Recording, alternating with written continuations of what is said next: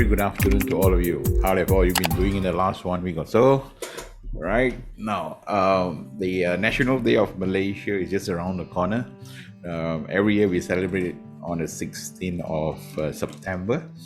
Right, so I thought it would be interesting if I speak or something on national unity.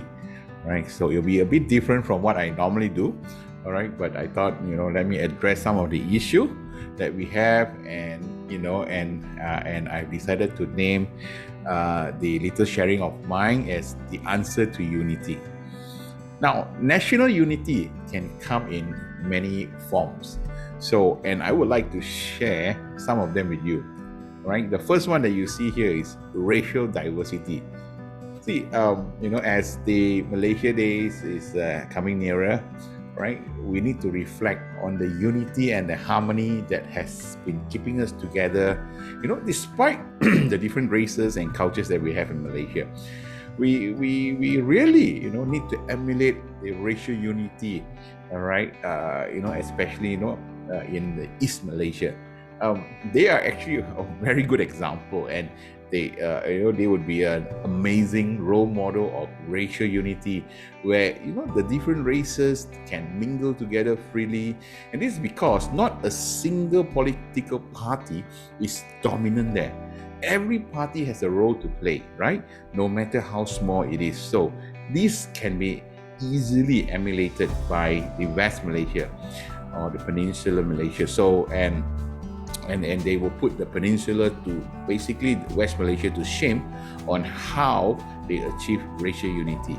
Number two, in terms of education, you see, vernacular education is not a hindrance or a threat to national unity. In fact, it actually gives our children a chance to be not bilingual, actually trilingual, right, to take on the competitive world. They offer a unique and viable diversity to our nation's multiculturalism and multi-ethnicity. So, check racial polarization in schools, whether national or vernacular. So, implement unity programs of yesteryears that united us all, and they still stood the test of time. Number three, the national language. After 66 years of independence or Merdeka, from our British colonial masters, there is no more excuse for ordinary Malaysians of all races not to be fluent in Bahasa Malaysia, which is our national language. The English language may still be the international or the business lingua franca, but the only way to real racial unity among the masses is by mastering Bahasa Malaysia. Again, this is our national language, whether you like it or not, Number four, sports. Now, sports has always been a unifying factor. Sports in the answer to the racial and religious unity problems that we are facing now.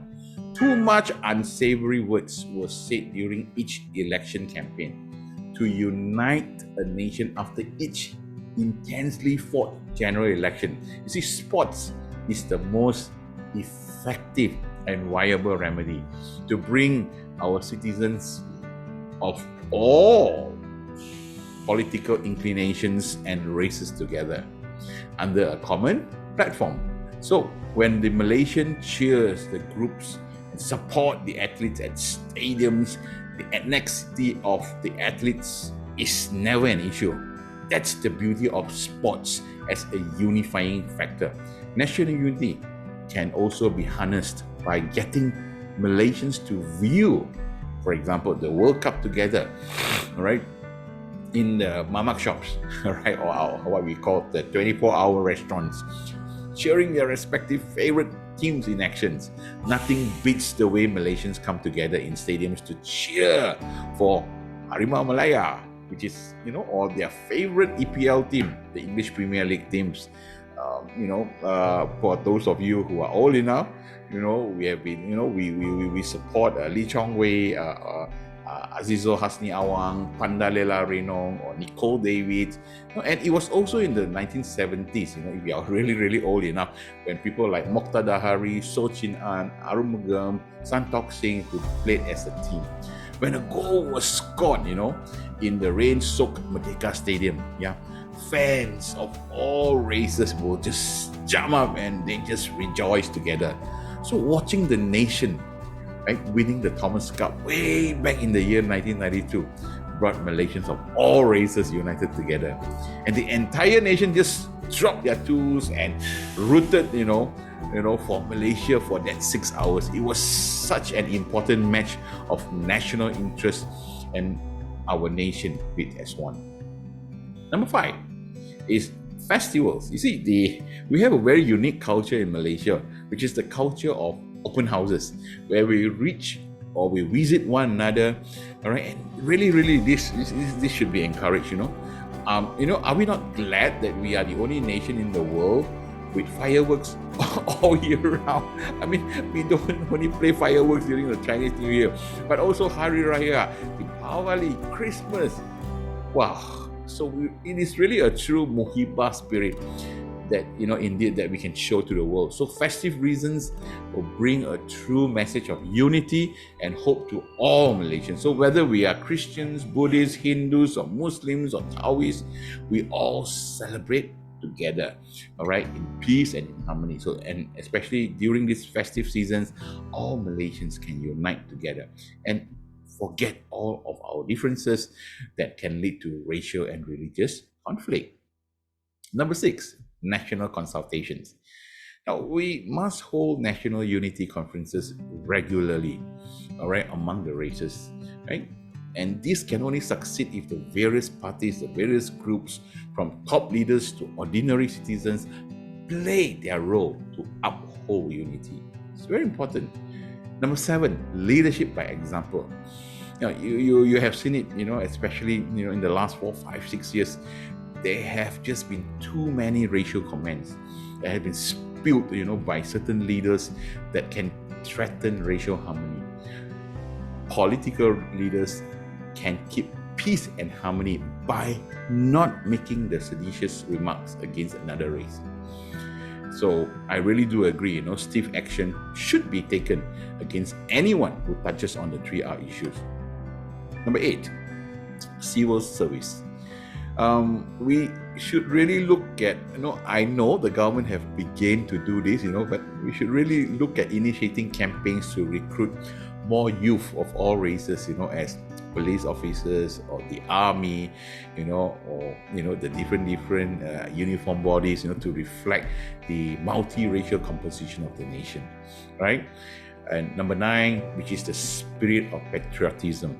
Malaysians should fly the Jalur Gemilang, and if you have not flew them in the Independence Day or Hari Merdeka on the 31st of August, you should fly them, in the coming Malaysia Day, right? We should fly them with pride and with patriotism. So it gives a strong spirit of unity among all races towards nation building.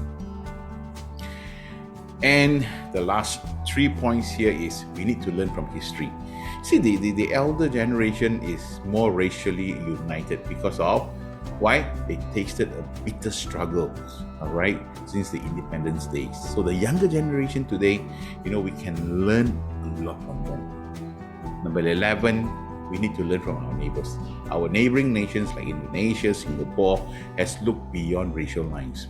And number 12, we need to abide by the law. Only one law that governs us, which is the Federal Constitution. Nothing else. So Article 153 guarantees the right of all Malaysians. We abide by it and nothing can go wrong. And in conclusion, it is time for us to wake up. Tools devised to unite Malaysians of all races can come in many forms, but they serve one purpose, that is to unite a very, very fragile nation. And this can only succeed if all the right mindset, the determination, the willpower to implement it with full sincerity and with national interest at heart. Once again, I'm Philip Leong. I'm doing what I'm doing for the very fact that leadership matters because people matter. All right. I hope that you will keep safe, keep strong, keep healthy, and be a blessing to all those around you. And let me wish all Malaysians a very happy Malaysian Day. And I will see you in my next video. Bye bye.